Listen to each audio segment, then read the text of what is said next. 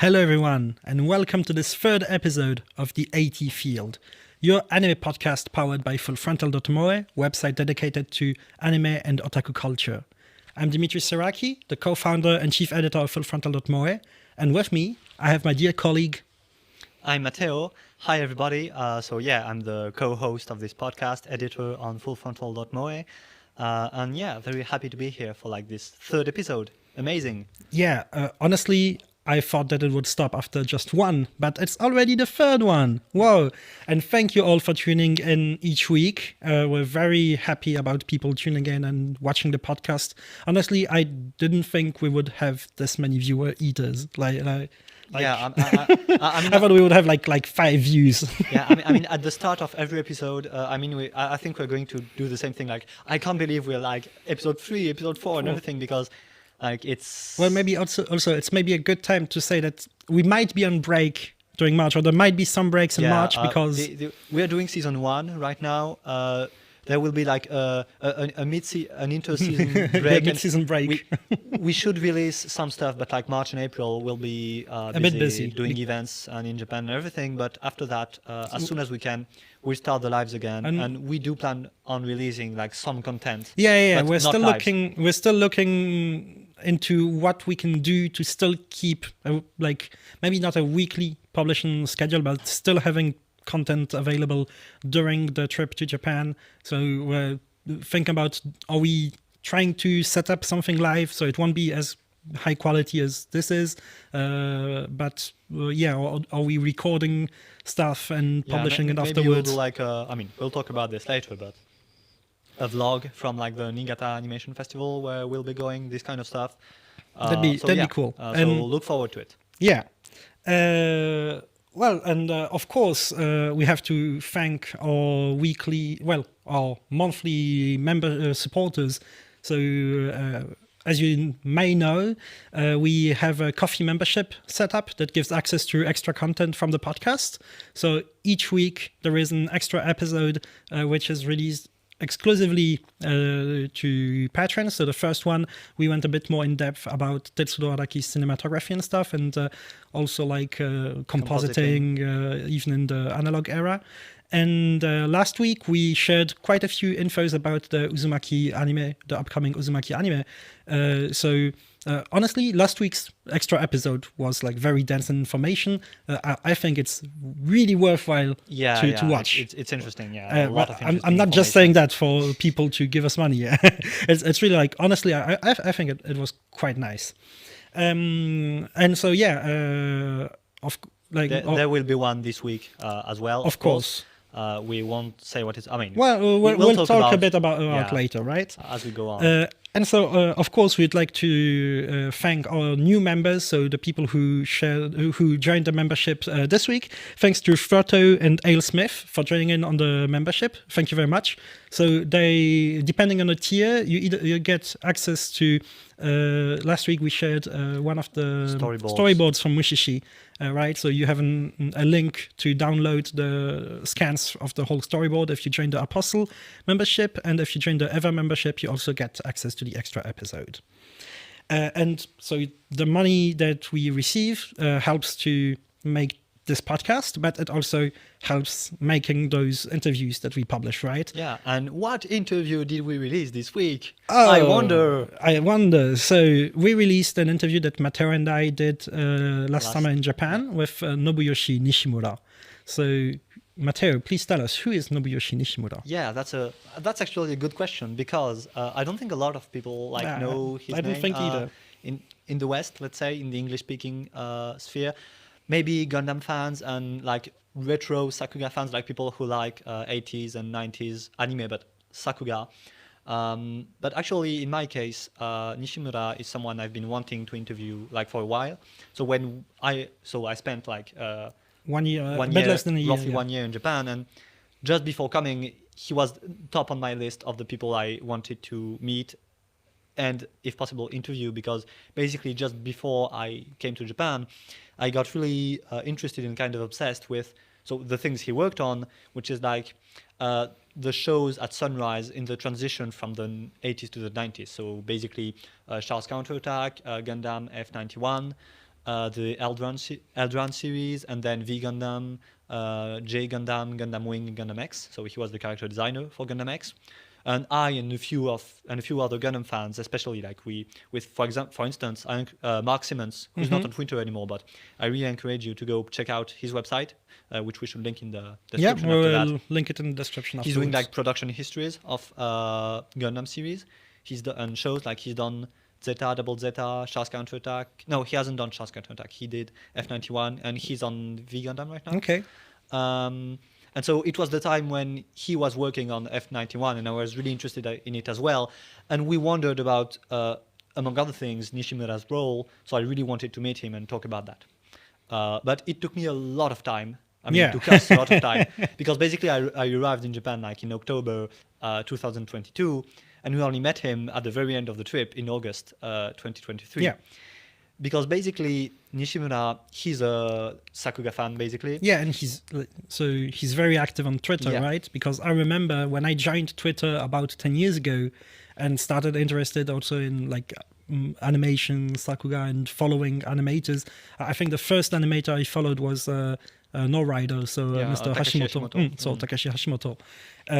But the second one was Mr. Nishimura, because he's been on Twitter for very long, and also he's been sharing his like stories about the time he was working on anime on Twitter for a long while. Yeah, that's one of the things that interested me. Like interviewing him, it was that he seemed pretty open and to remember stuff. But I was like, I can't be the random foreigner like asking him on Twitter, like, oh, let's do an interview. Especially since like he's not the kind of person who did a lot of interviews. This might be his very first like interview about his career. But yeah, basically, so he's a Sakuga fan. So he was always like at stuff like the anime style events and everything. And I knew he was there because he posted, posted on Twitter, about it. But I didn't know his face. So I was like every time, oh my God. He's here, but who is he? Yeah, exactly. There aren't a lot of people, but yeah, it's like kind of strange to walk up to people. Excuse me, who are you? Are you Mr. Nishimura, maybe? Yeah, and it happens all the time at the anime style events. So because, a lot of animators go there. And one time, I remember, it's like a sort of trauma, I had Yutaka Nakamura sitting just behind me. But I didn't realize it. I think there was like Shingo Natsume, and there was a guy next to him, which apparently I was told later was Mr. Nakamura. But I didn't know because I had like old photos from him, but I didn't know his face. And you know faces of no one, because I remember when we were at Comic-Con, you didn't even recognize Kai Igarashi. Yeah, I wasn't sure it was him, because he had a hat and everything. No, it was obvious it was him. And if you had watched the Little Witch Academia making of, you would have known. Yeah, he's very bad with faces. Yeah, and basically there was Yutaka Nakamura, like, as maybe closer than you are, I kind of missed him. And so the same might have happened to Nishimura, if not for. So basically, we had an article about that, the NAFCA kickoff event. So it was like this association, NAFCA, which announced its creation, the goals, and everything. And after that, the organizers had a like small get together. Yeah, like it's common in Japan, like have a nomikai, so like a drinking party. So, and we were invited because we were journalists and everything. So we went, and then like we start sitting, and there's a guy who wasn't at the event, and just by chance we sit next to him, and we kind of introduce himself to us. Oh, hello, I'm Mr. Nishimura, and he shows us his phone with his Twitter account, and we were both Matt and I were like, oh yes, but of course. Yeah, and I think, at least on my end, it might have been a bit weird at the beginning, because I was like, oh my God, it's finally him. I finally get to meet him.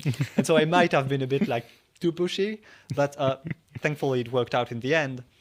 We met him again, not like... Yeah, like we sent him a message. Yeah, and we met him again at the Comic-Con, because he was basically one of the people selling doujinshi at the Studio Break booth. It was, 2 days after Sunday, 2 days right? After. And so, basically we arranged an interview. And like a week later, we interviewed him. And we spent like an hour and a half or 2 hours. 2 hours, with him. I think, close to 2 hours with him. So it was really fun. And and the interview was really, really interesting. So it was mostly you doing it. You already had all your questions in mind. Basically, you already knew what you wanted to ask him. Yeah, because as I said, it was like an interview I had wanted to do for a long time. And so when it finally got approved, we had to revise some things at the last minute, but the general through line of the interview, I knew what I Yeah, you wanted to already ask had about. in mind. Yeah. So I mostly was there to like make sure that everything was recorded properly, take a few pictures. Yeah, but also at the end, because as we'll discuss, Nishimura, so he quit the anime industry and went to work in video games for Konami. For Konami, right? And I know absolutely and you're not nothing you're about not a video gamer, games. and I'm a huge Metal Gear Solid fan. Yeah, it's my favorite video game series. So and he so of worked on course, it, off record, I asked him to tell us about Metal Gear, his work on the Metal Gear series. Yeah, but Metal Gear will Solid be series. another topic, because right now we'll be talking mostly about his career as an animator. Yeah, right? at Studio Dove. Yeah, Studio Dove. That's one of the interesting things, because Nishimura, he's not, what in Japan they call a super animator, right? Yeah, or charisma animator. Yeah, so something like Toshiyuki Inoue or Yutaka Nakamura or I don't know, Mitsuo Iso. Like, yeah, the guys who like kind of revolutionized legends, the industry, legends. Everybody knows them, everybody follows them. Nishimura is interesting because he was, an important artist because he worked on lots of stuff, and when you watch some of it, it's really good. And he did a lot of animation direction. He went to do some character design. So an important guy, but not like a big guy. Yeah. But that's precisely what made him interesting, because we could have an approach and ask questions that we wouldn't ask to like super animators, because with super animators, you have many other things to ask. Yeah. Whereas with Nishimura and this studio, Studio Dove, which was an important subcontracting studio, we could ask a lot of stuff regarding like how work was organized, how the relationship with Sunrise was handled and everything. So more, as I said on Twitter, like more historical questions. Yeah. Which obviously we wish we could ask everybody, but he was the perfect candidate to do this thing. Especially since he remembers a lot of these stories too. Yeah, and he's got a very good memory, and one of the things that impressed me was when he said, the exact day he went to Dove. Oh yeah, it was because it's just before the day the first episode of Macross aired on TV. So that's an easy date to remember. But still, he remembered the exact day. Like. Yeah, that's a great thing. So, yeah, it's great to have people with great memories, and we've been kind of blessed, I'd say, with that. Yeah, and especially since, I don't think there is a lot of information about Studio Dove and all these, all these subcontracted studios that have been doing a lot of work for these main studios, and thanks to which all these animes in the 80s, 90s, and even later are done, because it's hard to actually often get information about those. So maybe people who read the website a lot know that I am obsessed about one subcontracting studio in particular, which is Studio Monsieur Oignon, in which Mr. Junichi Hayama and Mr. Kagawa, Mr. Umakoshi all worked together and trained there. And so I've been trying to recollect the stories about the studio, but every time they're not too fond of talking about it. It's because Monsieur Oignon was there was apparently some shady stuff going on, probably, which isn't the case, luckily, of Dove. As far as we know. Yeah, and so every time it's kind of hard. They're like, oh, I don't remember the stuff, and I don't really want to talk about it, and stuff like that. So I'm a bit jealous, because you did with Studio Dove exactly what I wish I could do on Studio Monsieur Oignon. So really collect a lot of testimony, like all these testimonies and history of how it was organized, how they worked, who the key how the key people working there worked, and recollect why Studio Dove, even though it's not getting talked about a lot, and there's not basically gathering the information necessary to understand why Studio Dove is important. Yeah, and I really want to do this kind of stuff for like other studios, like the other studios Sunrise worked with, but like not every subcontracting studio. Let's not get too crazy, but get more of this kind of information, because also one of the things we're trying to do, one of the reasons we're doing this is personally, as I said, I'm interested in Nishimura, and I think he's a good animator and everything. But if someone one day gets interested in, I don't know, Sunrise in the 80s, or like subcontracting in anime, or this kind of stuff, then they have this resource. Exactly. And this resource, in this case, I think is really interesting on lots of topics, which we'll cover in this podcast, obviously. Right. And so one of the topics that was discussed, so of course, there was Studio Dove, which was a big subcontracting studio for Studio Sunrise since it was created by Mr. Ihata. But they weren't the only subcontracting studio which Sunrise were working with, right? Because you also had like Nakamura Pro. Yeah, and Anime R, exactly. which is the most famous. So basically what happens is that, well, Nishimura talked about it a bit, but you know, in the early 70s, so Studio Mushi Productions, so Osamu Tezuka's studio, like kind of breaks up, and all the animators and all the people working there like kind of scatter all around. And so you have a bunch of producers who go create Sunrise, and you have people like, well, Ihata worked with Sunrise, but then he left.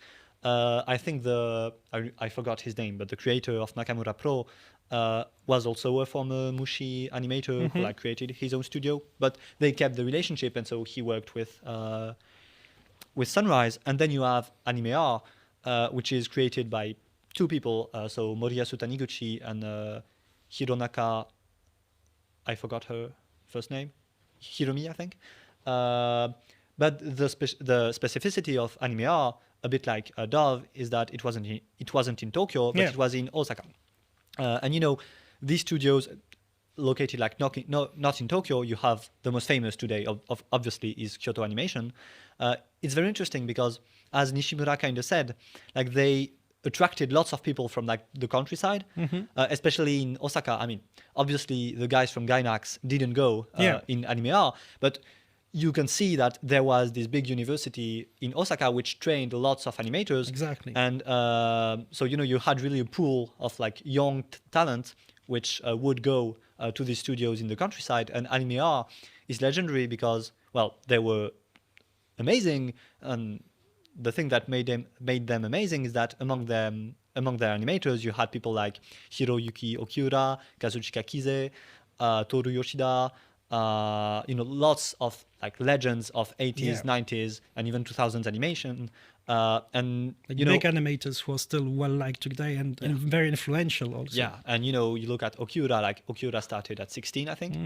And I mean, that's what Nishimura says. But when you look at their work on, like, for example, Leisner, Okiura did a lot of key animation. He did a bit of animation direction, I think. He must have been like 18. And it's absolutely crazy. And I mean, you should watch Leisner, which is amazing. A great series. Like, I think it's the first Takahashi Yosuke anime I watched, and I was very impressed with it. Yeah, and so you have some Dove episodes which are good, but then you compare them with like the Anime R episodes where you have a Nokiura interview where he talks about this. It's an anime style interview, and like how they used like 6,000 or 8,000 frames on a single episode of TV anime, and it's absolutely crazy. So yeah, you had all these subcontracting studios, and it was encouraged in Sunrise because, as Nishimura said, Sunrise, I think it's not the case anymore, but at the time, at least I would say until the 90s, Sunrise had a bit of a specific organization, because basically the guys who created it were from Mushi Pro, and they were kind of traumatized by the way things went in Mushi, because in Mushi, Tezuka's like way of doing things is like everybody is in-house and we pay them well, and that doesn't mean everything went well, but at least people got their money and everything. But it went bankrupt, and so the guys who created Sunrise went, we're going to do the opposite. There would be no in-house staff except the producers, and everybody else will be freelance or subcontracting studios. And so in principle, a studio like Sunrise is obligated to use outsourcing. And even, you know, there are episodes on their shows which I kind of consider like the in-house Sunrise episodes, but actually it's only a team of freelancers who like kind of always work together. So yeah. And as Nishimura said, like even freelancers could have like a desk in Sunrise or anything, but it's more like Sunrise organization was such that they worked a lot with freelancers and other studios, and you know, Toei in the 70s and 80s did the same, right? Yeah, so they had a pool of in-house staff which Sunrise didn't, but like they used a lot. They still used a lot. Well, so we talked about Monsieur Onion just a bit before, but also Studio Cockpit. So Monsieur Onion did work, I think, for Sunrise and Toei, like both of them, Cockpit too, but mostly they did work a lot with Toei. Yeah, and so that's one of the things like we wanted to address, which is like among anime fans in general, like subcontracting has this pretty bad image because also we'll discuss it later, but people tend to think about subcontracting to as a last resort, right? Yeah, and as a last but resort. that's not always like. So basically, it used to just be that that's the thing how things worked. So since you don't have a lot of stuff in house, the rotation is not done within the studio; it's done with the subcontracting studio, Yeah, basically. yeah, and it's like, things have changed and are still changing today, but like until the 2000s at least, like it was the main feature of the anime industry, which is that there are tons of very small studios. So when Nishimura joined, as he said, like the studio was still young, but like there were like 11, 12 people. Exactly. And then it grew, like it created those branches, but like the branches he talked about, it must have been like 10 people at most, I think. Yeah, it Very still small was stuff. very small teams. Yeah. And so everybody helps out everybody else, basically. And that's also one of the things which makes anime like not just in terms of production, but like in terms of aesthetics special, because that's the thing with every episode looks different because you have a different team, and each like studio and basically the leader of its studio had his own aesthetic, and so all his disciples from the studio had the same aesthetic, and so each studio had a Its different own style, yeah. So for example, Anime R, so Taniguchi famously is a fan of like comics, and so that's why people like Okiura and Kise went super realistic, because from the very beginning, like they had this taste for like more realistic drawings than you often find in anime, and so that's how so on shows like I mentioned Leisner, but stuff like V Gundam or everything, like from an episode to another, the show can look very different, but in a good way. I mean, sometimes in a bad way, but well, it depends on the artists who are working on. But when you have an anime R episode, it will look different from other episodes. But that's what some people that's what people were looking forward to each week. Exactly. Like, this week will be an episode from anime R, and so that's how like anime fans, like Sakuga fans back then were excited about. This week will be an anime R episode, stuff like that. Yeah, because as always, like, anime fans tend to speak in terms of studios. And even if we're talking about anime subcontracting studios who only do individual episodes, obviously, like, it's easier to remember studio names, right? And then at some point, you start realizing, this Okiura guy in Anime R, he's pretty good. But, still, it's easier to remember the studio names and the also overall sometimes, and this is something that can be seen for Studio Dove episode, for example, or even Anime R episode, is that sometimes the artists, the animators who worked on the episode are not necessarily credited as the name, but you have Animation Studio Dove, for example. Yeah, you often have that. Nowadays in credits, you often have that, like, for the in-betweens. That kind of stuff. But yeah, basically, like, of course, there can be bad subcontracting episodes and good subcontracted episodes, but like subcontracting as a system is clearly not the problem. And for a long time, not about good it or was bad, like the solution and one of the things which made Japanese animation like so interesting and so diverse. So yeah, the situation has kind of changed now, but like subcontracting still exists. I mean, last week we were talking about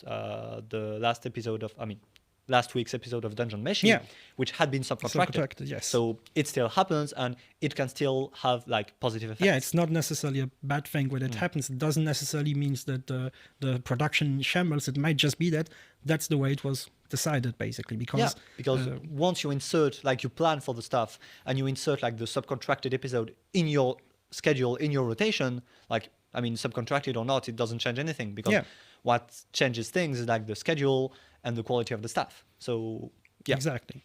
So thanks to everyone who joined in the meanwhile. So as you can see, we're talking about the subcontracting system in anime. And also, so one thing that was very particular about Studio Dove, which we discussed in the interview with Mr. Nishimura, is that Studio Dove wasn't only the studio in Fukushima, right? There was also the studio in Sendai, a branch in Tokyo, and most interestingly also branches overseas, right? That's one of the things that I was most curious with, is like, from a certain point you start seeing like Seoul Dove, know, like in Korea there was like, wait, and it's pretty big, because ultimately Dove is just a subcontracting studio. Like, it's still a relatively small structure, but to think they had like so many branches and they went overseas. It's like pretty amazing. And the fact that it's Dove doing it and not Sunrise itself. You would think Sunrise has more money, has more connections and everything. But as Nishimura explained to us, it's quite an interesting story because you have like two things. You have Dove's boss, Ihata, who had experience working with foreign studios, and then you have like this specific situation of like Sunrise dying on basically F91. The schedule collapsing completely from the very beginning. And yeah. But what's interesting is also like the history of it, because as Nishimura said, the first to do that were Toei. So very early on, in the very early 70s, Toei, because basically, you know, they have all these labor troubles and money troubles in the early 70s. And what you have to imagine is that like Toei between like 70 and 73, 74 was basically on the brink of collapse, really. And so they did everything they could to like save the structure. And one of the things they did was creating, their own studios. Working with studios overseas. So there was Korea. Now the most famous is Toei Films, so in the Philippines. And so other studios quickly followed on. So there's Tatsunoko, which I think went for Korea as well. And you have Sunrise, which, as Nishimura told us, went for Korea as well and Taiwan. And so this is pretty old, like 70s, and this progressively like developed. And nowadays, subcontracting for in-betweens or even key animation has become... second key animation is very, very common, right? I think like nowadays one of the like most famous overseas subcontracting studios is probably Dr. Movie, which we talked a bit about in our first episode of the podcast about Tetsuro Araki, because Dr. Movie helped on a lot of episodes of Death Note. Yeah, but today it's nearly a joke to say, a Dr. Movie episode, meaning that they're the ones you call in last resort when the schedule has collapsed and you have so many drawings left to do that you're calling for Dr. Movie to help out because they will help finish the episode. And so sadly, it's often a sign that the schedule is bad and that the production is in shambles. But I think on Death Note, for example, Dr. Movie still did a great job on those episodes, but probably because also they had more time, and it wasn't just they were called to save the production. It was really they were included into the production pipeline as part of the rotation. Yeah, and now, especially for in-betweens and second key animation, like outsourcing, foreign outsourcing has become really essential. I remember during the COVID, and I think the show that was the most talked about, which was affected, was I think Chainsaw Man, where basically studios in China, a lot of studios in China closed or had trouble working because of COVID restrictions.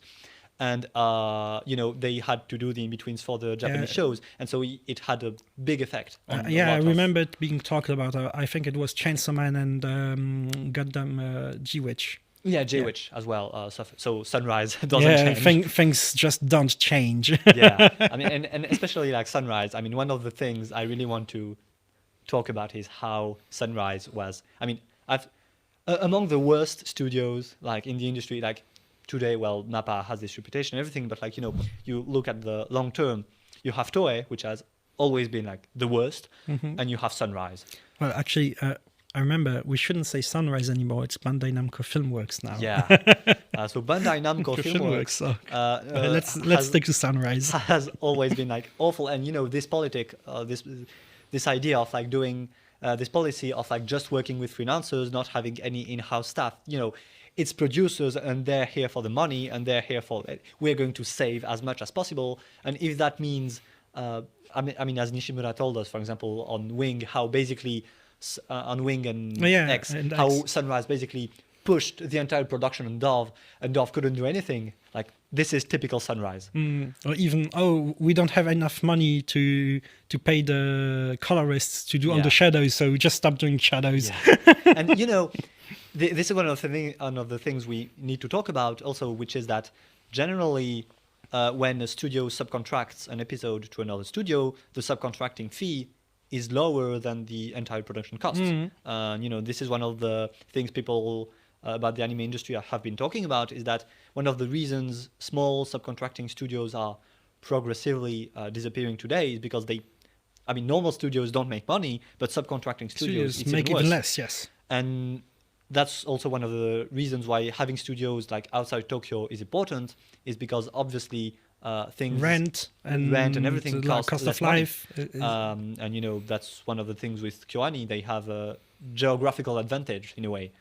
Well, Kyoto has or rather geographical disadvantage, because that's one of the thing with Kyoto Animation, is that the studio is so far away from everything that there's basically just that. Yeah, yeah, but you know, I mean, especially when KyoAni was a subcontracting studio, they still have, but And yeah, their geographical position helped them like make this sort of closed off environment. And you know, when you look at, I mean, Dove, it seemed to be the same. Like, you know, Nishimura says how he kind of seldom went to Tokyo.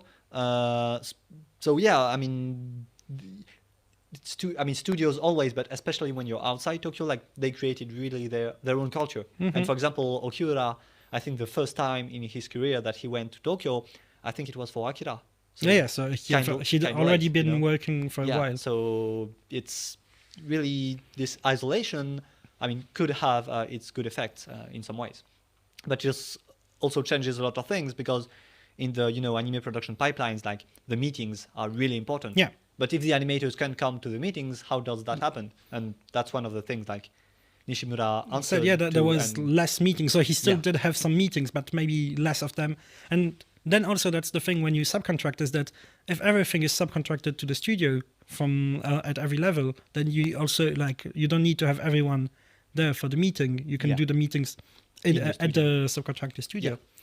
But enough talked about the production side. Let's talk a bit more about the artists, right? Yeah. And so, of course, so let's start with the most obvious choice, so Mr. Nishimura himself, and what makes his work so particular.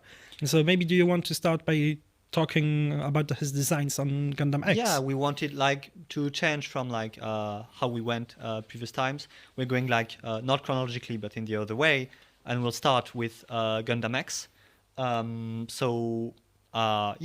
He's, for which he was like character designer, of course. And I mean, I like Gundam X basically, and I think the designs are really interesting because, as I said in the interview, like for me it's impossible not to think about Murase's designs on Gundam Wing, which came just before. But I don't really like Murase's designs on Wing. I'm not a big fan either. Yeah, I have to say. My relationship with Murase as an animator is complicated because, as we will discuss later, I love his work like on F91 and on V Gundam. I think he was one of the few animators who could really like capture the essence of Yoshikazu Yasuhiko's style and reproduce it. But his designs on Gundam X are like, on Gundam Wing, are like too, there's a sort of stylization which I don't like. Whereas on X, Nishimura, it's similar to Wing, but there's something different, and that's what I love about it. So I think, I kind of agree. I prefer the lines of the designs of Nishimura. So I think his most beautiful design on Gundam X is Tifa, clearly, which is has a really particular appeal. But there's something in it that kind of disturbs me, in the sense that that it makes it's very quirky. There's something about the proportions of the face. The eyes are so big, and also the cheeks, how they close down on her chin. But still, it does make her like, it gives a sense of like personality and makes the design a bit unique, right? Yeah. Which makes her very cute too. Yeah, she's a great character. And then there's Garrod, so the male main character, who's interesting. I mean, so maybe you can give your impression first. So not in terms of design, right? In terms of character. But I think the design is very cool. His design goes very well. Yes. Yeah, the design goes very well with the character, and so so I watched a bit of Gundam X to prepare for this episode because I hadn't watched any of it before, and so my reaction was that I like the character, but he's a bit annoying, right? Yeah, especially, I think the voice actor has a lot of has a big role in this. I don't really like his voice, but it's not just the voice; it's also the behavior, right? So he, how do you say it in English? So he really goes into the action, you know, and he's a bit dumb. I mean, he's not that kind of dumb character who always goes for things. I mean, yeah, he's not dumb, but he's very energetic. Yeah. He doesn't hesitate to go into the action, right? He won't think twice about before doing a thing. It's like do the thing first, think about it later, right? Yeah, Think yeah, about yeah. consequences later. But still, he's got a very rightful heart. He's a bit kind of a like Robin Hood kind of character, I'd say, even. But that's what makes him interesting as a Gundam protagonist as well, because I think like Garrod isn't a Gundam protagonist. He's like from Not the usual he would be a better fit in like the Brave series or the Eldron series, you know, shows really for kids. And I think it's not like Amuro or Camille Uso or even Uso. Like, you know, V Gundam is supposed to be for kids, for like younger kids than previous Gundam shows, and you watch V Gundam and you're like, what? Because, you know, I think Uso is like the youngest Gundam protagonist. I think he's 12. Yeah, something. but being a character for kids doesn't just mean being told that, he's 8 years old, you know? I mean, because Tomino is a madman, but whereas X, like Garrod, really is a kiddish character in a way. Yeah, exactly. He's very childish. Yeah, and so he's both very energetic, but as you said, he has this like sense of justice and everything. So it's more like the kind of character you would see in like real kids shows, and his design really goes into that direction, you know, because he's got this spiky hair and like this colorful jacket and this thing like he's got around his belt. So he really feels like a kind of trendy kid, like, you know, the kind of protagonist the kids, the kind of trendy kid from the 90s, right? Yeah, and you know, the kids at school want to look like him. Whereas, I mean, you look at Uso, Uso, you wouldn't. Uso doesn't look cool. No. So yeah, I agree that Garrod does have this like kind of cool design, cool look, and even kind of hey, look at me, cool kid. I'm a cool kid kind of vibe. Yeah. And you know, I could see him like, I don't know, like playing with Beyblades or whatever. I was going to say he kind of looks like a Beyblade character. Yeah, exactly. Yeah, but more generally, that's one of the things why I like Gundam X. I mean, I wouldn't say like it's one of the best Gundam series or whatever, but it's really fun. Like, and it's kind of, and it looks good. I loved how it looks. Like really, I like the Gundam's design. Which I think looks quite nice. The kind of like lunar panel thing. And well, obviously like the even X cross he's got. Exactly, and even the villain. I mean, the opposite side, Max. I like the thing they were going for, and the whole the episodes they're not flashy. But they're consistent and they look really good all throughout. Yeah, that's the thing. I mean, it doesn't really apply to V Gundam, and it doesn't apply at all to J Gundam, because J Gundam, the highs are so high. The lows are very high, but the highs are so high that it's cheating. But like Wing and X, and I haven't seen like I have seen Turn A technically, so I guess this applies to Turn A as well. So basically, the Heisei Gundam that I have seen, they're like very level, basically, where you don't really, because especially Wing and X, because it's basically always the same team working on an impossible schedule. Like there are no like highs and lows. Yeah, it's like always the same level. And on Wing, for instance, I think it's not very high. On X, it's a bit higher, right? And it looks good. And the thing is, maybe it's just me, but I don't see X being talked about much. Yeah, I think everybody, even in Japan, I think everybody forgot about X. And why? It's better than Wing. I mean, I still see people talking about Wing, but nobody talks about X. But Wing was such a phenomenon, like you can't. Yeah, it was a Fujoshi series, right? Both in Japan and even in the France. West. Yeah, even here in France. Yeah. So, but yeah, and also I think, even though I think it's both a good starting point for Gundam fans, like X is very meta, because it's a show entirely, and that's why I like it, because it's one of the things I like the most about Gundam. It's entirely about new types and the meta of new types.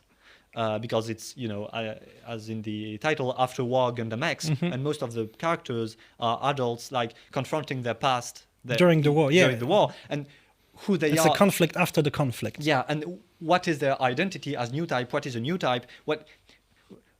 what are new types in a world where new types aren't necessary anymore? And that's a really interesting question, and that's one of the reasons I like Victory as well, because that's one of the big questions Victory asks is, Victory is different, but Victory basically confronts the idea that, there's this sort of messianism in Gundam. In Tomino Gundam, where new types are like the future of humanity, and maybe they are going to save humanity.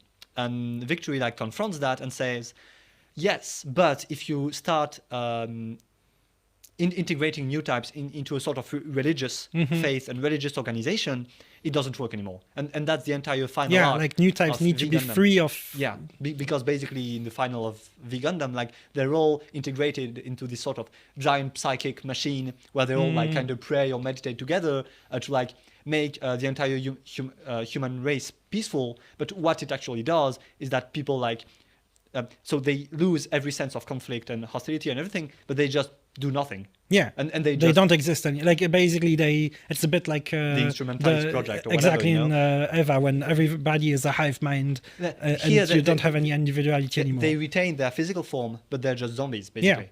And so Tomino basically says, new types are important and new types will save the world, but not like that. Yeah. And so that's what you mustn't do with new types. And X's answer is more about the individuality of the new type when his qualities as a new type aren't needed anymore. Yeah, right? and that's why I say that Tomino.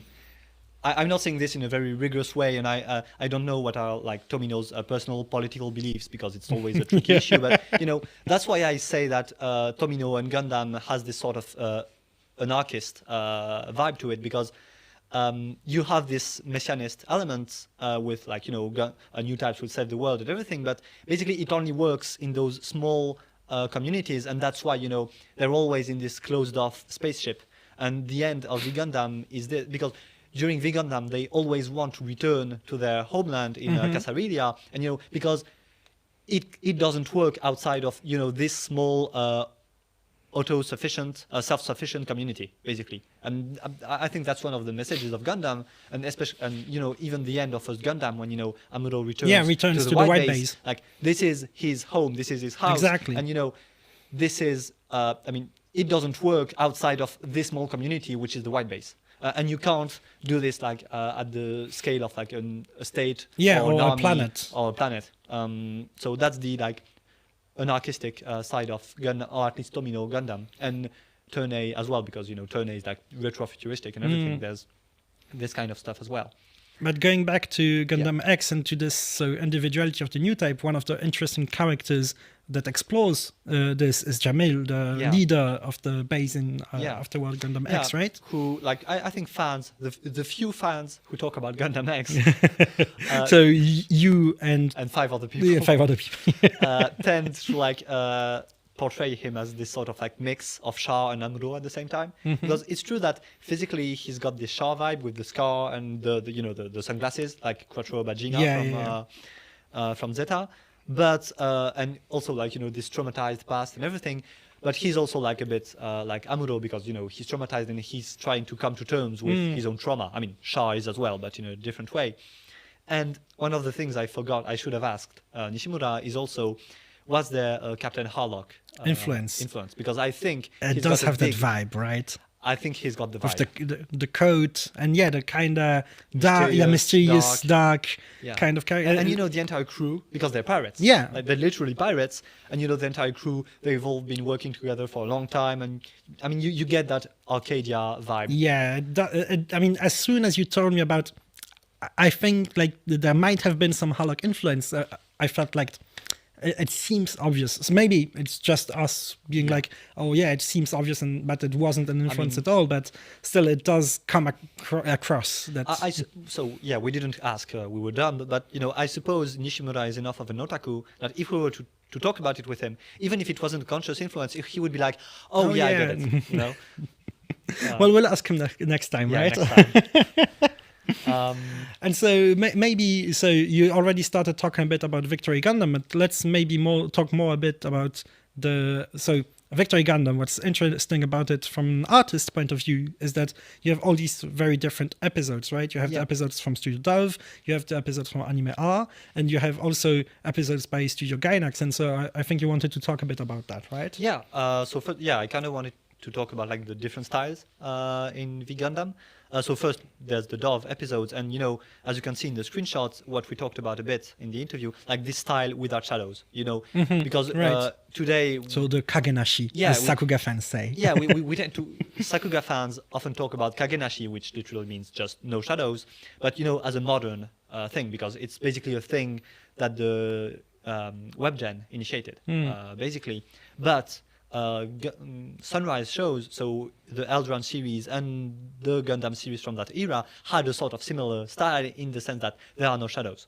And so the screenshot here is from episode 4, so a Studio Dove episode. So yeah, it looks all right. It doesn't look amazing, but you can feel like how having no shadows. His face is very round in it, I think. Yeah, but you can feel how having no shadows really impacts right. the aesthetic. It looks more simple. It looks, there's less volume and complexity and everything. The volume is created really by the lines. Yeah. And in contrast, so the next screenshot we're going to show is from a Shuko Murase episode. Okay. So Murase, the character designer from Wing, who did, as I call them, like the in-house Sunrise episodes, because it's a bunch of freelancers. I think he was freelance as well, who like often, almost always worked with Sunrise, and you can see the difference. Like, as soon as you add shadows, it looks very different. Yeah, and you can also see like the Yasuhiko influence, like the nose. Yeah, and the way the line gets a bit thicker, and the eyes also. Yeah, and the eyes, and you've got a sort of sense of detail, and like, you've got this little something, which. The sense for detail, which is Yasuhiko-esque, and Murase's episodes in V Gundam are, I think, some of the best. Of course, Kitazumi was also influenced by, right? No, he was a Kogawa student. But I mean, he had a bit. So he does. Of course, Murase doesn't have this kind of chin, but still, I would say that there's still. To me, it makes me think more of Kitazumi than Yasuhiko. There's a bit of that as well. And Nishimura, as he talked about, like he kind of received both.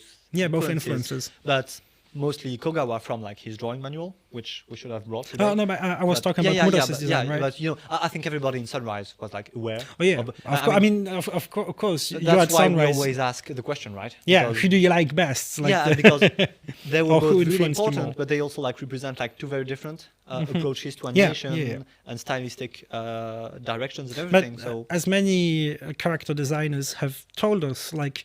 Yasuhiko is the ideal you want to reach, but you never can reach his talent. And Kogawa, it's more approachable, and since like it's more the way you will learn, he will accompany you while you learn how to draw. Because even if you don't know like his animation manual, Kogawa is analytical. Yeah. So it's very simple because Kogawa basically, for both good and bad effects, Kogawa always repeats patterns in his animation and not just his designs, whereas Yasuhiko, like as I often say, like he looks at a blank piece of paper and the drawing draws itself. That's why he's so hard to imitate, and people like Murase are exceptional because they can manage to channel some of Yasuhiko's talent. Or what makes Yasuhiko's design so appealing. And we don't have it here, but like one of the things I recommend you watch is the final scene of F91, where Sibuk and Cecily like find each other in space and they turn. You have those close-ups on both characters' faces, and the shadows are so detailed, and the eyes and the faces are so detailed. Of course, the original designs are by Yasuhiko, but like F91 is such a mess that it never looks like really Yasuhiko, except this scene, which is by Murase. Which we discovered, like I think a year ago on Twitter. Okay. I think maybe I was the one to ask. Yeah, I thought it was Toshihiro Kawamoto at first, because Kawamoto as well has a big, received a lot of influence from Yas. And I don't remember who, but I think a Japanese came and said, no, this is Murase. And I was impressed, and I was like, oh yeah, Sasuga Murase, like, he can do Yas. He can do Yas. So, yeah. And then the other big thing on V Gundam yeah. is obviously like the Studio Gainax. The Gainax episodes, right? Yeah, where basically, so you had a bunch of Gainax animators, but the two most important were Kazuya Tsurumaki and some little known guy. An unknown guy Yeah. who just started a professional career in animation, a little name known as Yo Yoshinari, right? Yeah. And it's his first professional animation work, right? No, I think it's his second. Second. Because I think his first credited Genga is on Sailor Moon S or R. I don't remember the season, but like because you had a few episodes done by Gainax as well. And so After right that, after you had that, V Gundam. Because so- it's this very interesting period in Gainax between basically the time of Nadia. Aokiuru, so the unrealized Uru in Blue film, and Evangelion, and where you had a lot of new guys coming in, yes, but no concrete work, right? Yeah. No concrete series they were working on. I mean, Yoshinari, he did a few in betweens, and then suddenly he does like image boards for Aokiuru because he was just so good. So he was amazing, but also, of course, with Yoshinari, even if Sailor Moon and Victory Gundam were his first credit to work, he had already been working a lot, helping out his brother, right? Yeah. So he had a lot of experience already. Yeah, and that's one of the things which explains like why Yoshinari like animated literally half of Evangelion because like he's like credited on half the episodes at least, and he did uncredited work on the other half. Right. And he was just that important on Evangelion. Because he became so important in Gainax so quickly.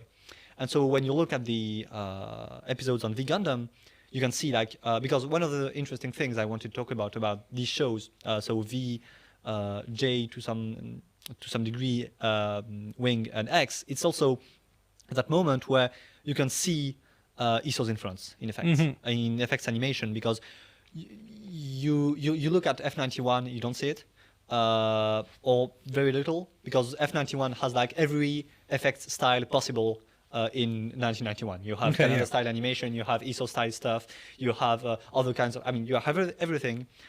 You take a look at 0083, so Stardust Memory, it's like this sort of evolved stage of Canada animation, because you have Hirotoshi Sano and Masahito Yamashita, but you start looking at the TV series, and then you start having this sort of bubbly style, when it's smoke animation, but which creates like spheres and bubbles and everything, which is like how people reinterpreted Isso's animation.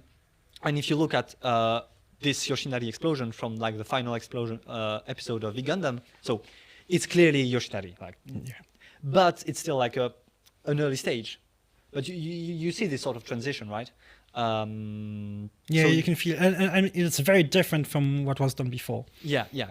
And you look at X, of course, like the level of the animation, it's not as fluid, it's not as detailed and everything, but like the patterns, it's the same kind of round explosions, which descend from basically what Isso did on War in the Pocket in 1989. So that's also why I wanted to ask Nishimura, because people often tend to talk about the Isso shock. Yeah. So how Isso's work on 0080 made such an impact that everybody started imitating. Exactly. Him. Everybody everybody felt something about it. Everybody had an opinion. So some people were really influenced by it, saying, "Oh, I'm gonna try to do the style too." Or you have people like Nishimura who are like, I can't reach that. He's too good for me. I can't reach that level, but still, it's so good. It's very interesting. But I'm not gonna try to make it too. And one of the interesting things is that when you talk about the Isso shock, it's often like people who were very young at the time, and maybe sometimes people that weren't even like pro animators. So you have the webgen guys, so Kutsuna for example, but you take the example of Yutaka Nakamura, who was an in-betweener actually on Isso's scene. And that's why he wanted to work at Sunrise, because he thought Isso worked at Sunrise. But these are very young people. But then you take a guy like Nishimura, who was basically at the end of his career by that point. And also I wanted to have this other perspective. What did the veterans think about Isso, not just the guys who were like entering the industry at the time. And Isso shock everywhere, and I think you can feel it in those Sunrise shows. And for another example, I've started watching Ragzephon recently, And well, obviously Iso worked Yeah, on worked it. on But Ragnarok, you know, did an he mostly episode. did like compositing with After Effects, and he directed an episode. But you look at all the other effects animation, it's clearly derived from from Iso. Iso. So yeah, you by the 2000s, like once you were aware of it, you can't unsee it. Like everybody in the 2000s until basically the web gen, I would say. Was Yeah. really Yeah. impacted, influenced by Mitsui. So. Yeah, until like the web gen and maybe Utapon and everything, but that's another topic. And so another work, so we're coming to the topic that the title of this episode is about, the Don't Trust Anime credits, because so on a show like City Hunter 2, we see Mr. Nishimura's name nearly everywhere. I mean, on a lot of Studio Dove episodes, but what's very interesting about them is that he's nearly the only name on it. Yeah, I mean, so we're talking about City Hunter 2. Yeah. And basically, on his episodes of City Hunter 2, there's like two animators, and each animator did half the episode. It's as simple as that. You know, the good old production system. when you know things.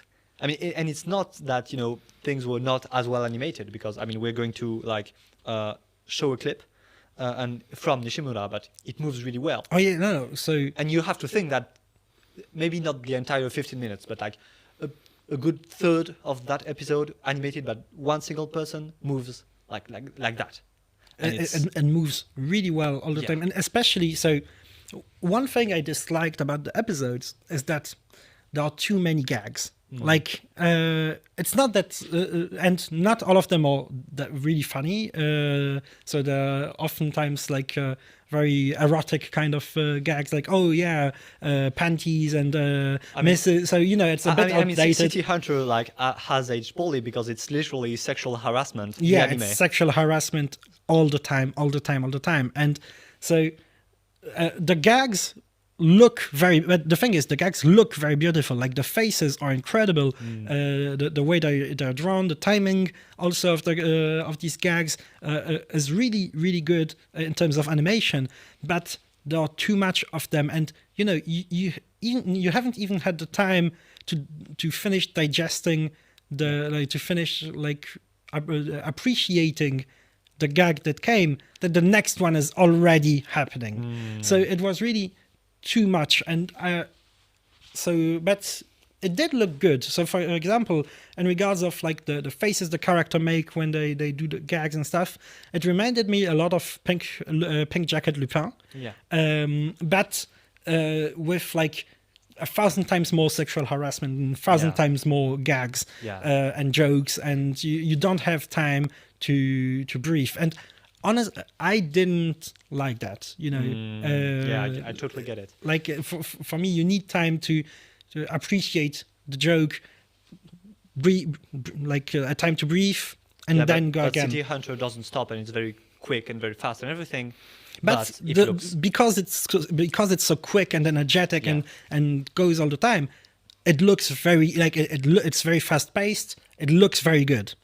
I think a good alternative for that would be the Pat Labor TV series, where you have a lot of Dove episodes, but also like by lots and of more other comedic teams. ones. And you've got the gags. You don't have the sexual harassment, but you Very have, good point. You have robots. Yeah, And that's better than anything, you know, having the robots. And Pat Labor has, I mean, City Hunter has more serious and less serious episodes, but Pat Labor really has those very serious episodes and those very comical ones. I mean, the one on Pat Labor, I can't not talk about the episodes Mamoru Oshii wrote. Oh yeah, the Oshii Mamoru episodes. They're he so funny. He did not direct them, but but he wrote them. He wrote them, and it's almost as if he directed them. Yeah. And you know, it's the best. I mean, it's the Oshii I like best. Like not the. I mean, I love Pat Labor too, but you know, it's not the big brain Oshii. It's like comical Oshii. Well, when And it's Oshii gets so good. discussed in the West, it's mostly, you know, Kokaku Kidotai, and I really want to say Kokaku Kidotai just because of that prosody tweet that everybody shared around. Kokaku Kidotai sounds 1,000 times better than Ghost in the Shell, and if you can't understand it, it's your problem, not mine. Cut this. This life is over. But yeah, so when he gets discussed, it's mostly for Kokaku Kidotai or Pat Labor, and people, and I especially remember when Blood Love was released, and people were like, "Oh, she's back on an anime," and then people realize, "Oh, but what? It's a comedy? What's that?" And So As a if- lot of As people if Mamoru Oshii never did comedy. as if like Urusei Urusei Yatsuda Yatsuda didn't exist, right? I have no idea what you're talking about. So I think in later years, so you have really hardcore Mamoru Oshii fans who really went and watched everything he did, who know that it's both the dark stuff like Tenshino Tamago, so Angel's Egg and Ghost in the Shell and stuff, but it's also the funny stuff like Urusei Yatsuda, and that, yes, it's completely in character, it's completely normal that he does a comedy show like this, because that's what he used to do, and he's very good at it. And one of the, I think the Sakuga community actually played a big part in that, regarding one specific work of his, Gosenzo-sama Banbanzai. Because how do you say it in English? long live the ancestors. Long live the ancestors. Yeah, right. Well, for it to have an English name, first of all, it should be released in English, right? But basically, because when I started in this community, like nobody knew about it. Yeah, that's one crazy thing. Like honestly, in the past years, it's probably one of the most important anime but it's so important for ISO animation history. Because ISO's work on it. Utsunomiya revolutionized animation and character design on and it. it's crazy to think that for so long, such an important work from such a well-known and discussed director, and which has been discussed at length in Japan for all those years, never made it into discussion and then in the West. I think it was like at the end or just after the COVID. I mean, COVID. Well, a new fan sub released, right?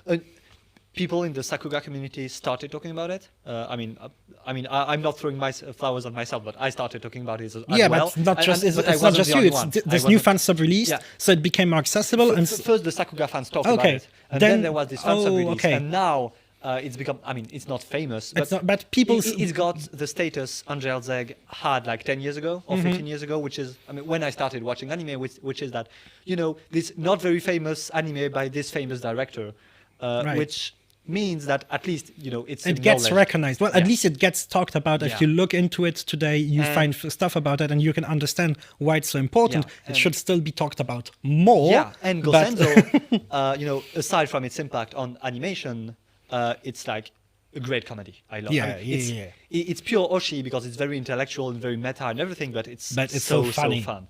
Yeah. And as I think Ehoba said one day, like Gosenzo is like the most important anime in anime history that nobody watches except the Sakuga fans, because only the Sakuga fans know about it in Japan as well, because it's really obscure. But for Sakuga fans, it's like a masterpiece. It's a masterpiece. So basically, watch Oshii's comedies, watch Gosenzo, and watch his episodes of Pat Labor, which are among the favorite things he's ever done. I mean, my favorite things of his. The one with the delivery. Yeah, food. the Chinese restaurant one is amazing.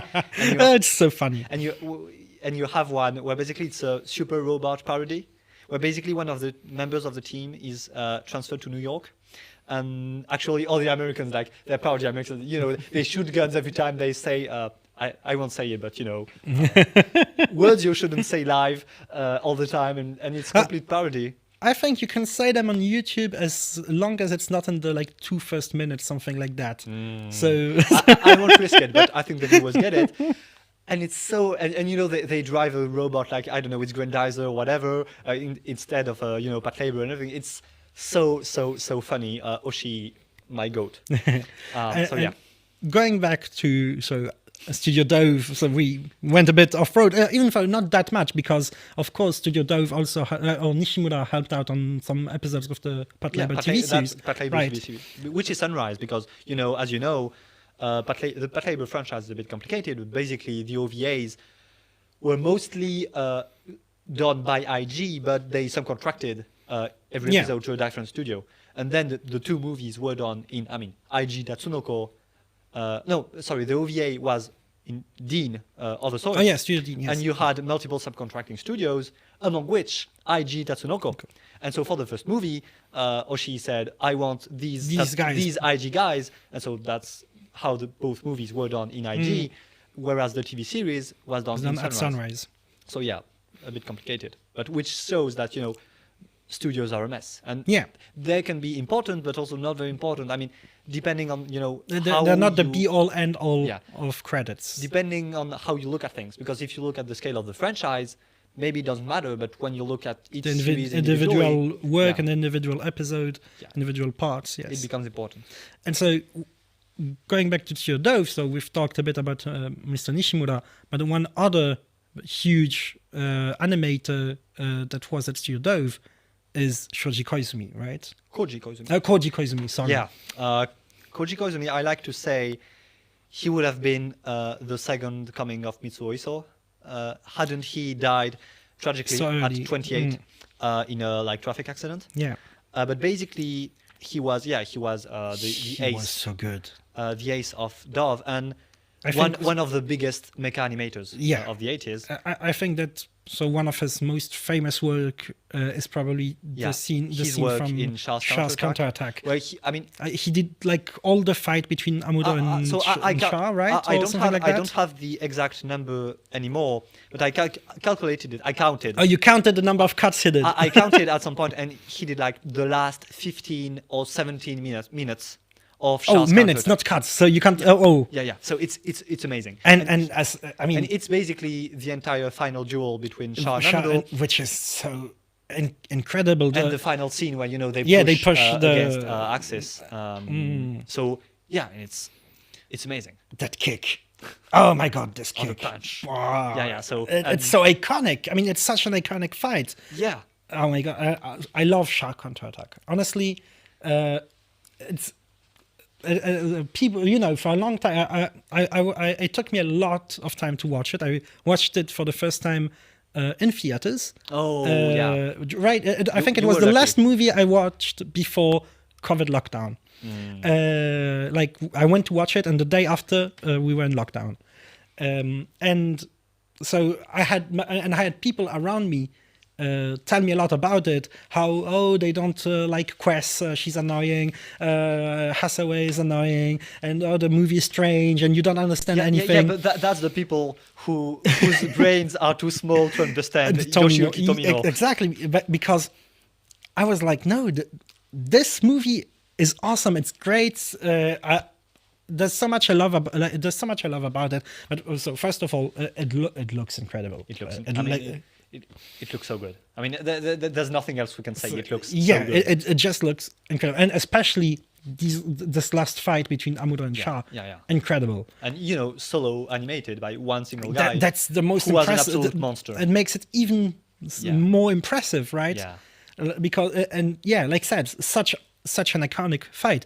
But also in the end, I think like Quest's character is so interesting. Yeah, of course she's annoying. She's a young girl, which gets mixed up in this whole story. Of course she's gonna behave like that. I was like, why would you want her to behave any other way? Yeah.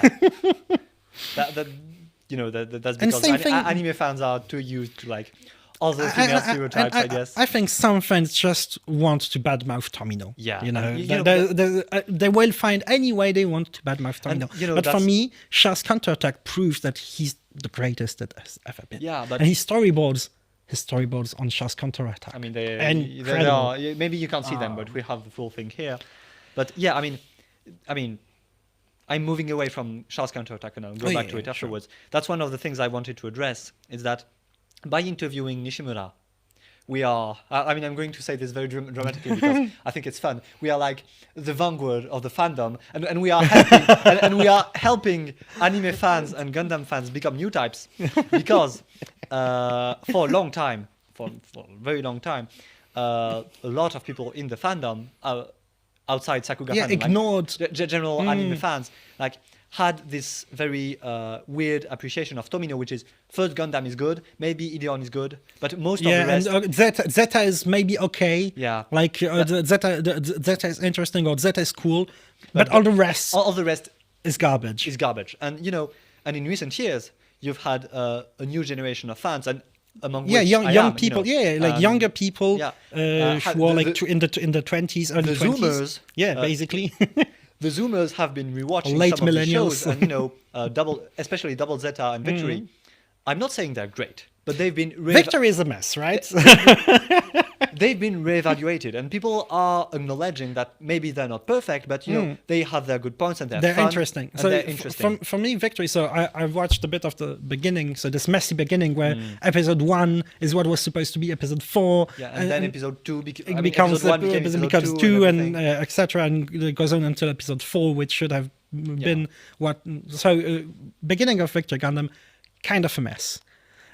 Very messy. You get basically you're getting thrown in the middle of this conflict. It's strange. I don't think it's good. I don't think it's bad either. But it takes time to get into it. I mean, right? There are some very good points about it. There are some very interesting parts from the get-go, but it's hard to get into it. But if you give it a chance, it's interesting. And well, V Gundam is an absolute mess, and you have incredible moments and incredibly bad moments. Yeah. And you know, V Gundam is one of my favorite Gundam shows. I know, but I acknowledge like it's not. It's this part of Tomino's career where I mean he gets into his depression and everything, and things get really weird and dark, but also incomprehensible. Like I always say how I didn't watch past episode 5 of Brain Powered because it gave me headaches, because it's so complicated that it gave me headaches. But yeah, these shows are very complicated and complex and everything, but I like them as well on like a thematic level. I talked about new types and stuff, and V Gundam is really what it does with the new type concept and with the Gundam meta. I really love it. And my hot take, which I came up with for this type, but which I think is interesting. Matteo's hot take of the week. Is that V Gundam is probably the closest Tomino got to Ideon after Ideon. Because in both the good and the bad ways. But in terms of like dramatic intensity, sometimes in V Gundam, like the violence is gratuitous. You have this meme about this team of female characters, the Shrike team. Yeah. And one gets killed basically every new episode for like 5 episodes. So at some point it gets a bit too far. It's too much. Yes. But the dramatic intensity of like, for example, Uso and Shakti's relationship, or like even Katejina's character, who it's Tomino and women, complicated topic. At the end she becomes a bad guy, and at the end she like manipulates Iso and says, okay, so now give me a kiss or something, and she stabs him in the back. Typical Tomino misogyny, but. It's such. I mean, she's such an interesting character, and once you get past the Tomino is misogynistic, and you is Tomino really misogynistic? It's just he has his idea of women. That's my question. It's basically that it's okay if you put it like that, but it's basically that he's not just sexist. He has he thinks about this stuff. Like he's got this image of women, and it's like. In his mind, it's coherent, and if a woman was put in this situation, he thinks that she would behave like that. Yeah, and so, I mean, you can dismiss it. But the thing also is just saying, it's misogynistic to think that is that the situation these women are put in are not everyday situations. How many women have to go through?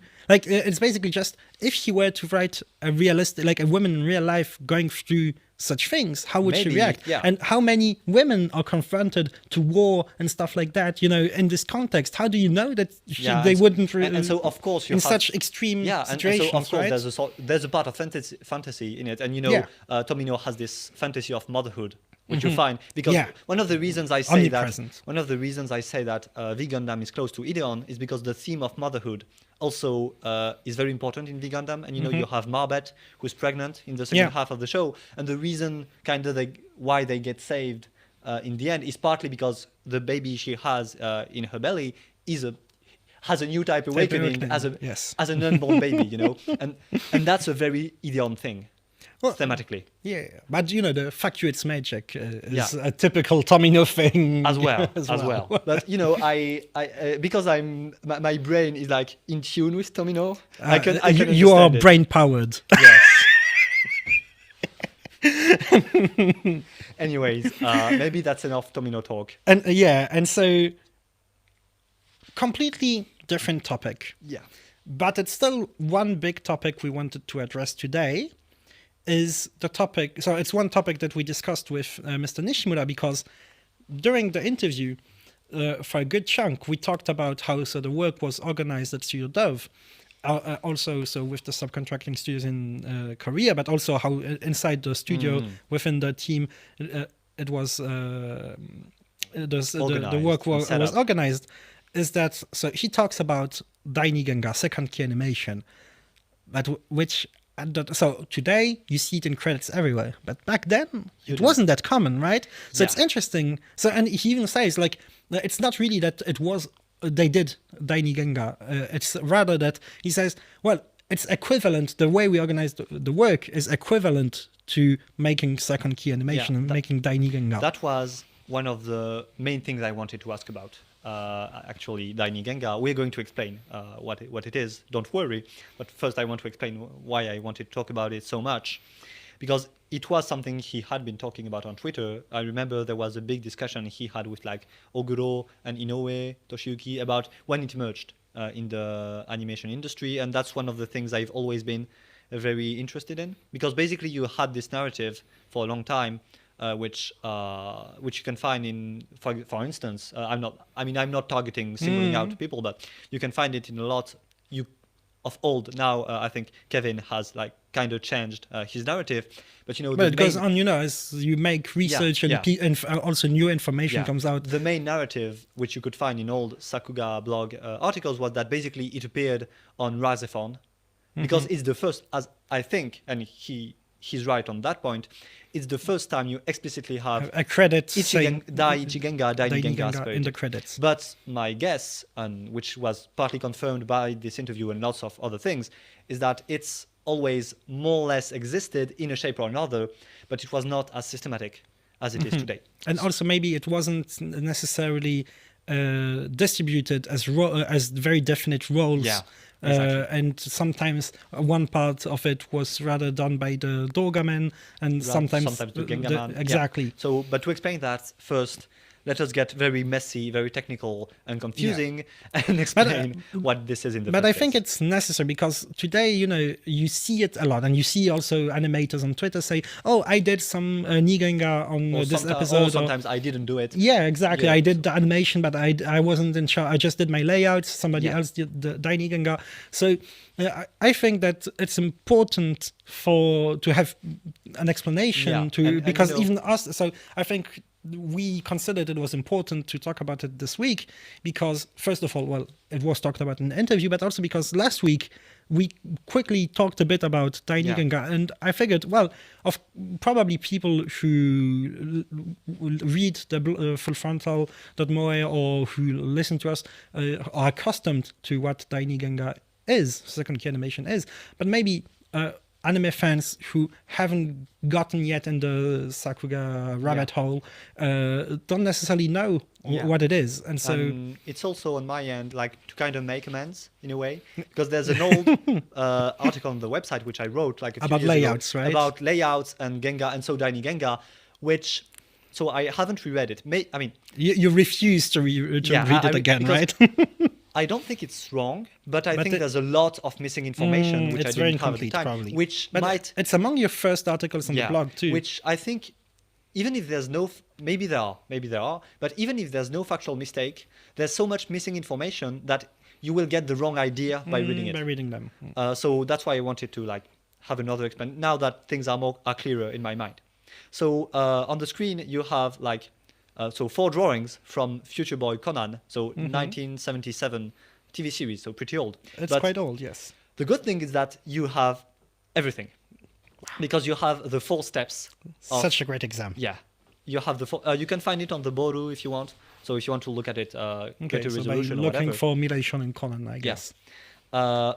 Because you have the 4 steps of the Sakuga part of anime. So the animation. Can you tell us in which order they are? Obviously. So wait, the screen. Yeah.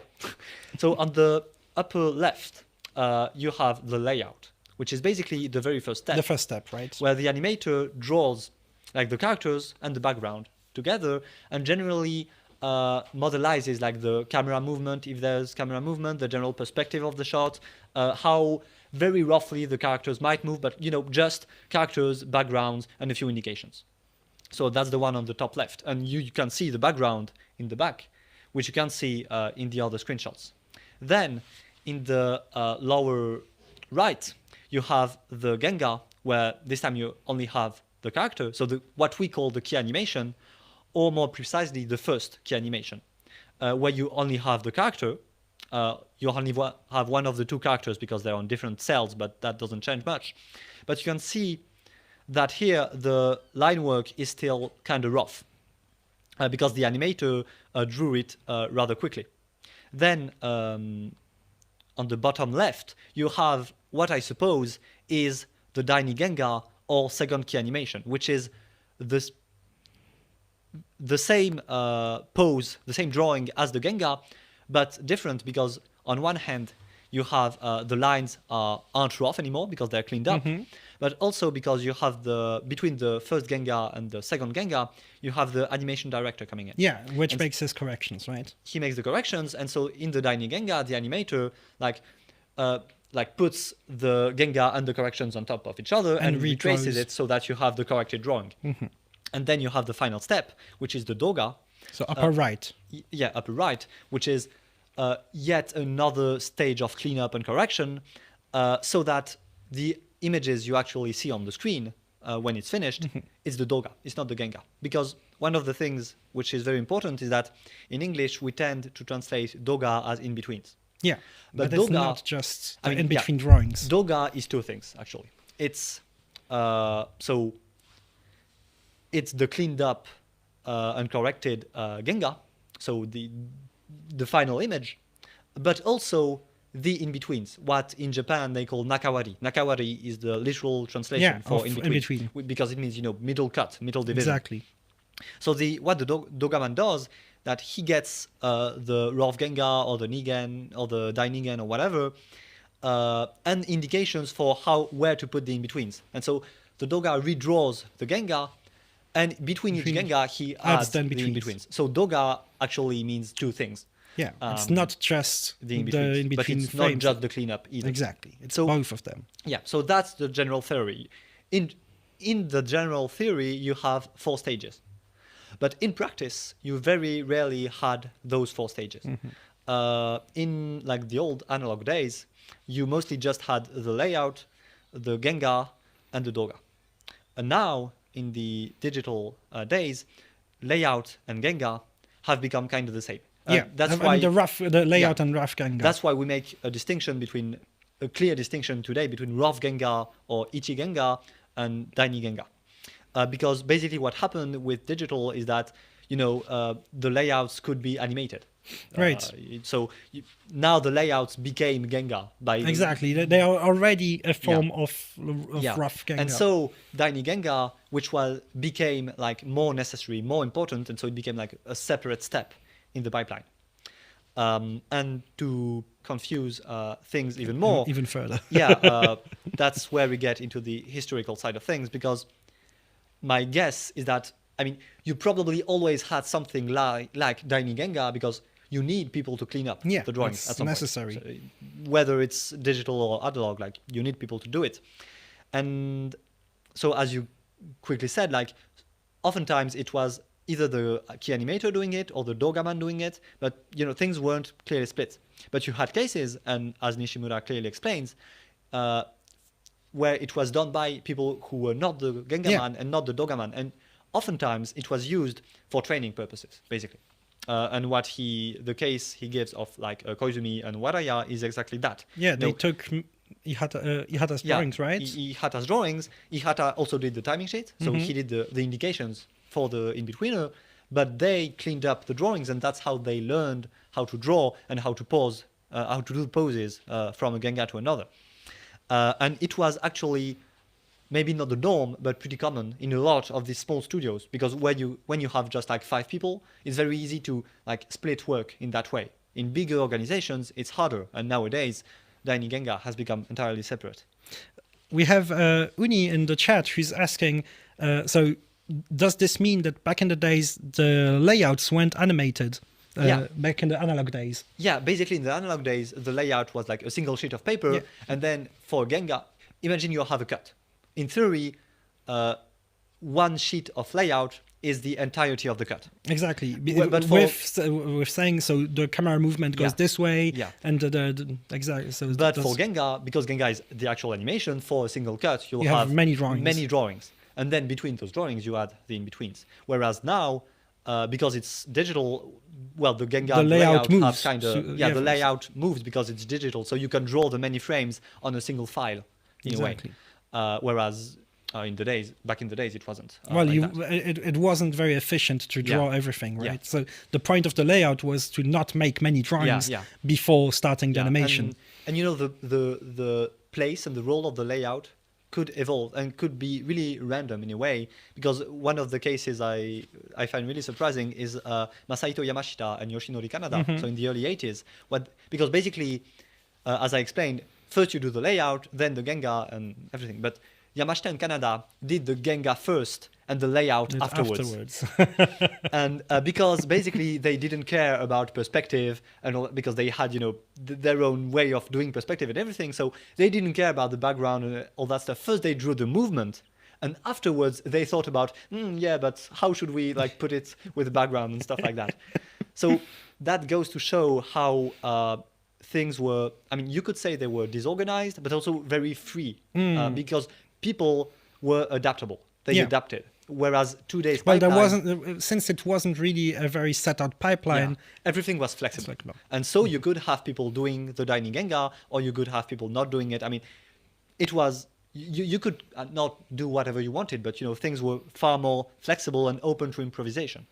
Whereas today, now it's become very strict, and so layout, first Genga, and Daini Genga are really separate cases. And even when the Genga man does their own Daini Genga, first they send it to the Sakkan, and they say, director, okay, I'll do it myself, and not, I don't have the time, please let X do it.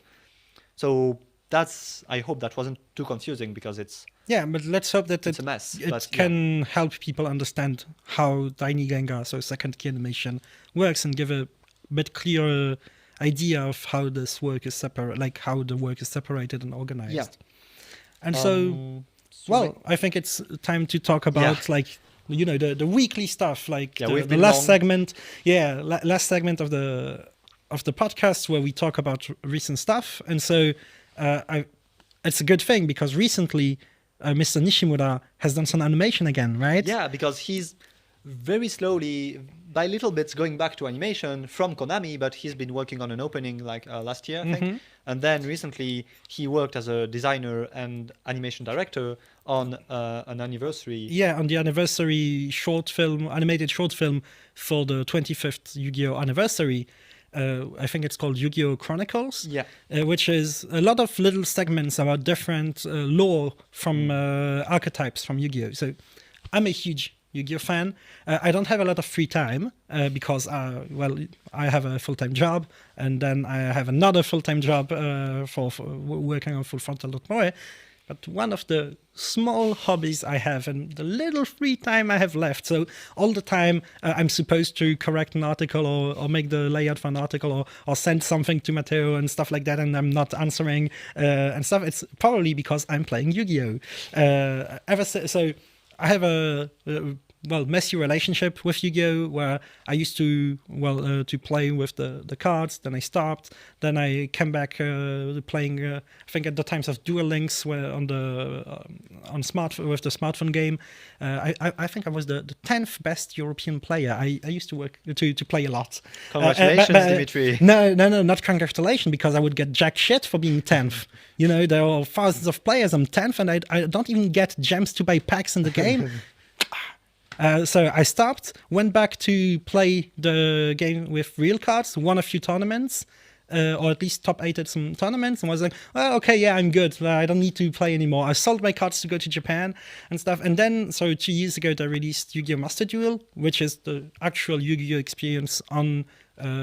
you can. So I mainly play on my tablet, but it's the actual Yu-Gi-Oh! Experience. And so not necessarily every day, but at least every week I play a bit, and it's cool. I can play with top tier decks, and so I love Yu-Gi-Oh! And as such, I also love the history of a lot of these archetypes. Like, for example, so amongst the many archetypes they show, so Mr. Nishimura's part was for the legendary Six Samurai part, which is really cool. It's absolutely awesome. But you also have that fight with Zeus, so the mecha fight with Zeus. Yeah.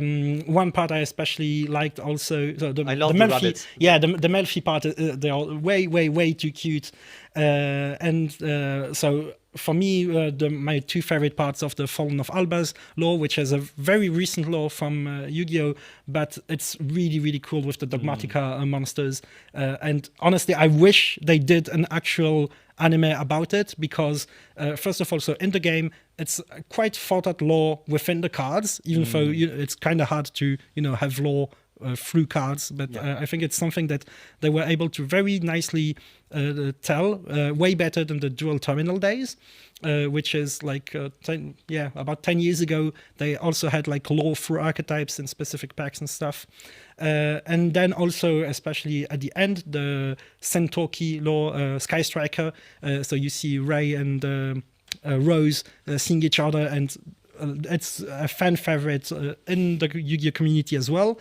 A lot of memes about the lesbians and stuff. But honestly, the same thing. If there is a Sky Striker focused anime series, I'm in for it all the way. And maybe there might be, because this was produced by Konami Animation. But what is Konami Animation? Konami now has its own animation studio. You know what? I happen to know some guy working at Konami Animation, not Nobuyoshi Nishimura at all, obviously. No.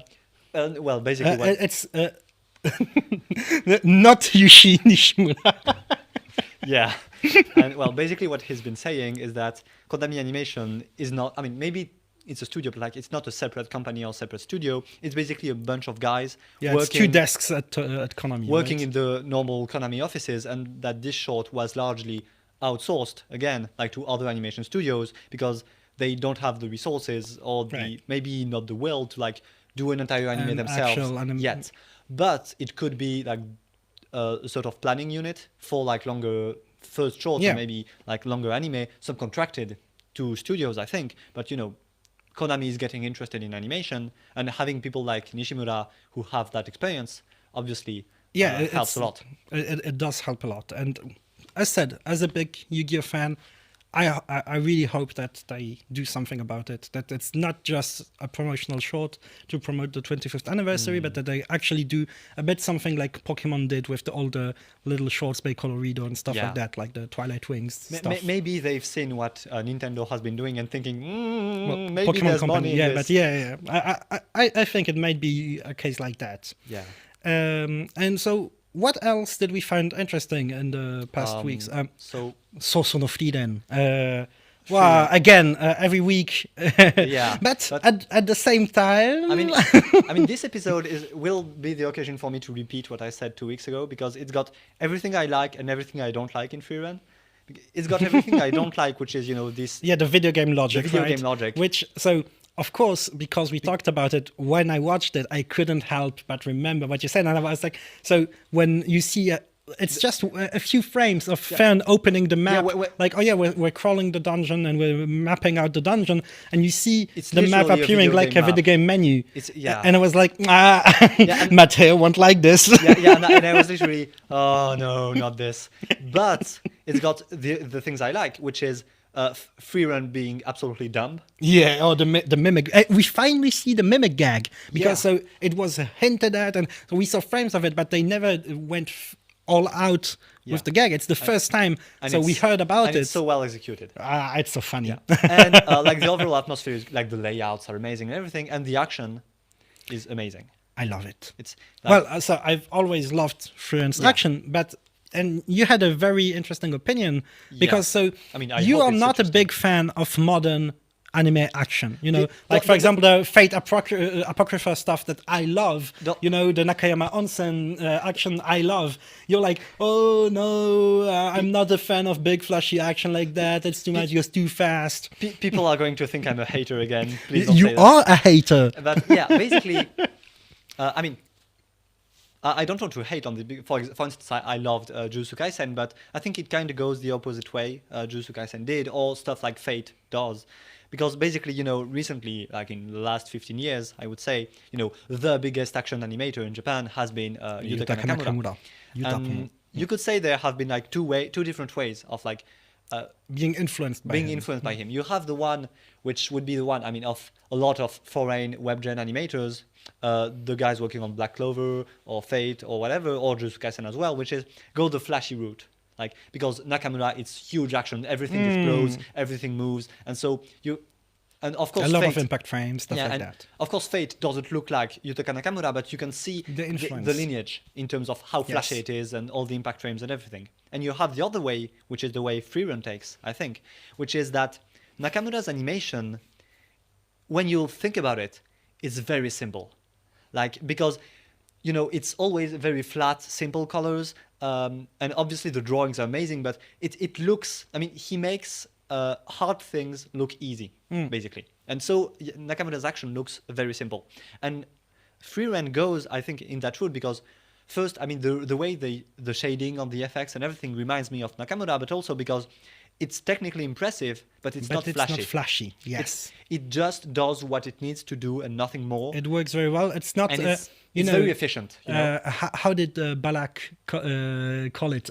It's not épat couillon. Yeah. It's not for the sake of impressing, right? Yeah. It's just It doesn't go overboard. with do it. what you need and do it perfectly, and it does it But perfectly. It does it and really it well. works so well. So yeah, I love it. And well, I'm excited for next week's episode. Yeah, next the week's end, episode. the climax of this episode. I was on the edge of my seat. Yeah, my god! we are going to eat And so well.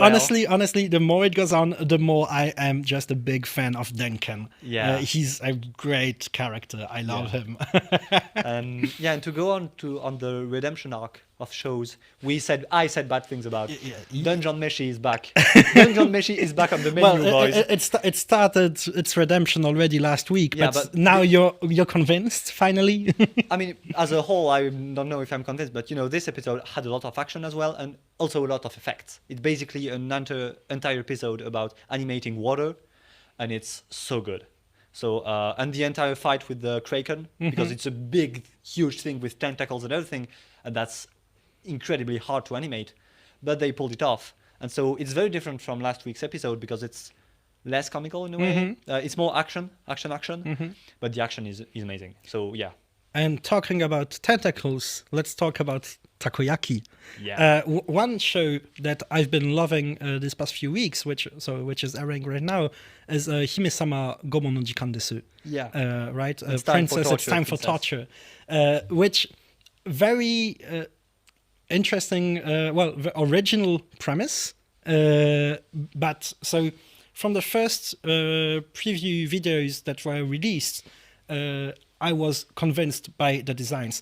Very simple designs, very soft, round designs, but great for comical gags. Yeah. The way that they formed in the gags and everything. So it's Studio Pine Jam, which of course already got me very interested.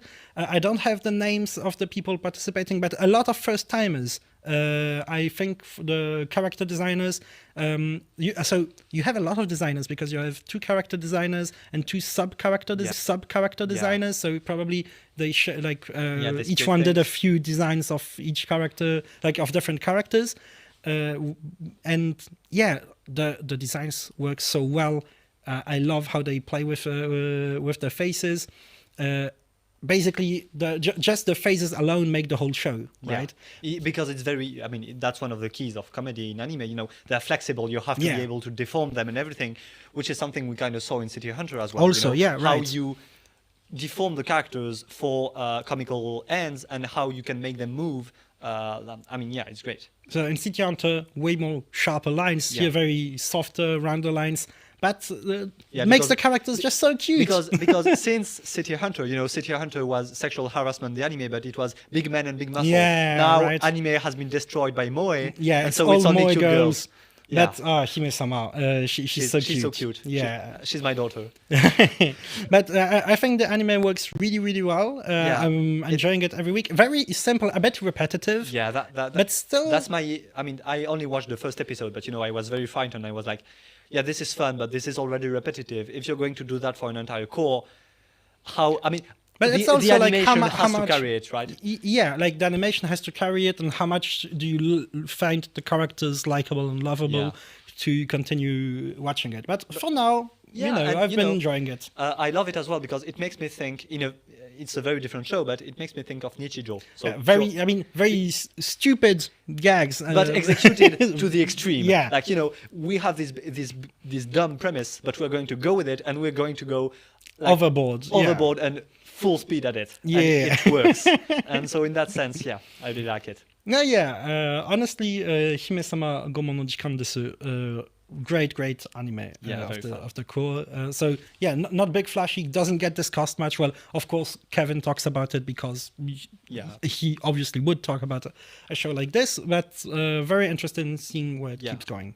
Yeah, and maybe I'll tease next time the seasonals because we're going to talk about Mappa Goat and another original which has been talked about at the beginning of the season, but I feel like not anymore, which is Buchigiri. I think we should watch Buchigiri for next week. I think that Buchigiri seems like a good choice for next week. So a lot to talk about. Well, it did cause a bit of controversy, because always with Mappa, the schedule, first episode, the schedule has already collapsed. So we're going to talk about all this next episode. I was going to say next season. So stay tuned. And next episode actually Goat animator, Mappa Goat episode, because the next week's interview, the person has had an enormous, long career, but has been working a lot with Mappa recently. Jutsu so. Kaisen animator, Chainsaw Man animator, one of the goat of goats, the climax from Jutsu Kaisen 0. Of course, we're talking about Mr. Kozuma Shinsaku. Yeah. So see you next week. Yeah. Well, thank you all for tuning. Well, a bit fast, right? I know we're short on time, but still, let's give a proper goodbye to people. Thank you all. That a proper goodbye? Thank you all for tuning in this week to this episode of the AT Field. We hope that you enjoyed this episode, that you learned things off too. Don't hesitate to tell us what you think about what we discussed. Give your opinions about Nishimura's designs, what you think of Victory Gundam, After War Gundam X. Are we the crazy ones for liking them, or is there actually something? Or are you too dumb to understand Tomino's greatness? Are you not a new type yet? Anyway, subscribe to the channel to not miss other episodes. Follow us on Twitter. Well, mostly on Twitter. You can follow us on Blue Sky, on Instagram too, but we mostly post on Twitter. I think we right? haven't announced it on Twitter, but we are on Blue Sky as well. Yeah, we are on Blue Sky. We've started getting some subscribers on Blue Sky too, especially since now it opened to everyone. We hope you enjoyed this episode. Of course, if you wish to support us, don't forget Coffee link in the description. The memberships give you access to extra content and extra episodes of the show. Tune in next week for a Mappa Goat episode. Mappa Goat! Bye, guys. See you See you next week.